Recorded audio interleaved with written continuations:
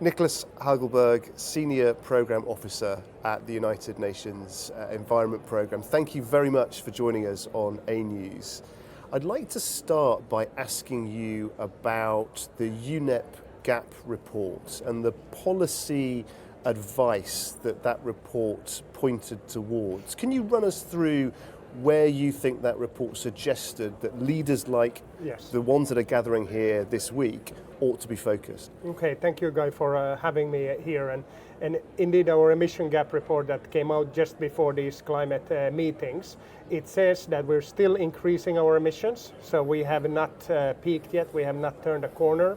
But it also says that there are solutions that are out there. So if countries so want, they can get on a pathway where those emissions starts coming down little by little. If they can reduce emissions by what is needed, which is 7.5% every year, that is a little bit more difficult. But the transition to renewable energy, electric mobility, public mobility, different type of food, avoiding deforestation and increasing natural solutions, so bringing back ecosystems to life, so to say, all of those can help us within a very short time to get back on track with the climate targets. But based on our report, we're not quite there. Well, we're not there at all. Not there at all, but I know you said in previous interviews that actually it's very important not to be fatalistic. You know, that 1.5 degrees rather, even if that is unachievable, well, 1.6 is still better than 1.7. Yes, that's absolutely right. Think of it as your own body temperature. So if you have a fever of 1.5, so let's say 37.5 or 38 degrees, that is still better than if you would have a fever that is 38.1 or then obviously going higher. So every single fraction of a degree matters. And that also is then helping us with how we can reduce emissions. So those solutions, it's an incremental thing. We can increase our reliance on renewable energy. Any progress is good, but obviously we need to do a lot to get back on the Paris Agreement targets, which is well below 2 degrees and aiming for 1.5 degrees. And just recap for us, because we have heard so much detail here since the event started. Just give us a sense of that summarised view of the things that we need to do as governments, as individuals, as businesses, to really make sure that pathway to net zero happens as soon as possible. Yes. So governments do have a key role in this, in putting in place the enabling conditions, so that we put policies that we are little by little transitioning to electric mobility, or that we put in place the legal frameworks for how we transition to renewable energy, so that can have impacts on how a country trade with other countries. So governments can help with putting in place the building blocks, so to say.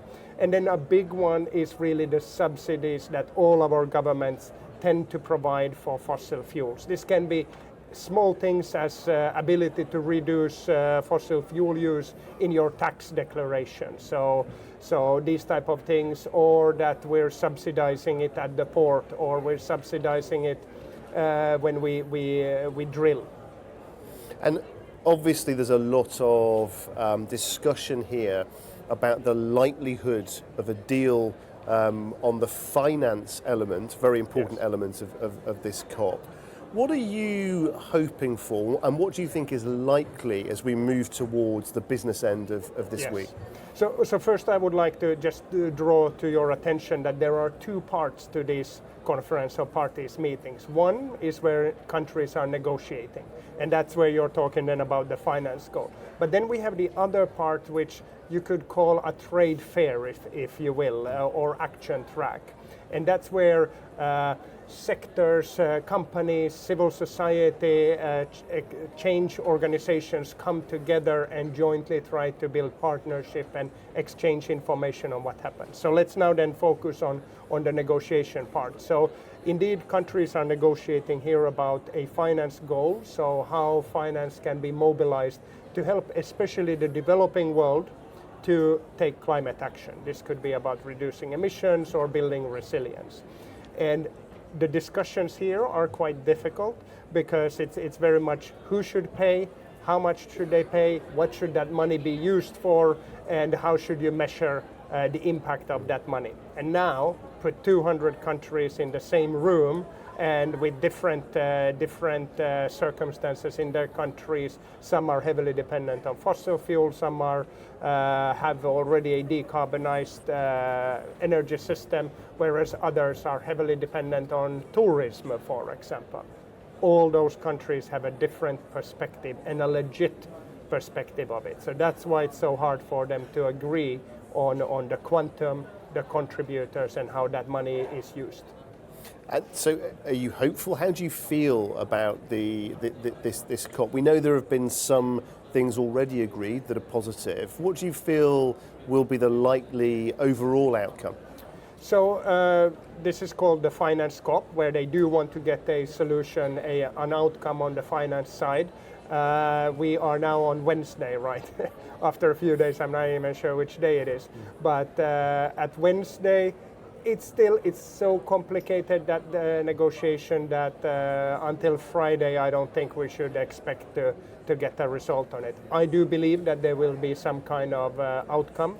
I'm sure that all will not be happy about it, but that's part of the nature of the negotiations. You try to find common ground, and that means that those that perhaps don't want to have any money on the table, they will not be happy, but those that want to see trillions and trillions of dollars, they will not be happy. So negotiations is about finding common ground. Good point to end on. Niklas Hagelberg, thank you very much for joining us on AnewZ. Thank you, Guy.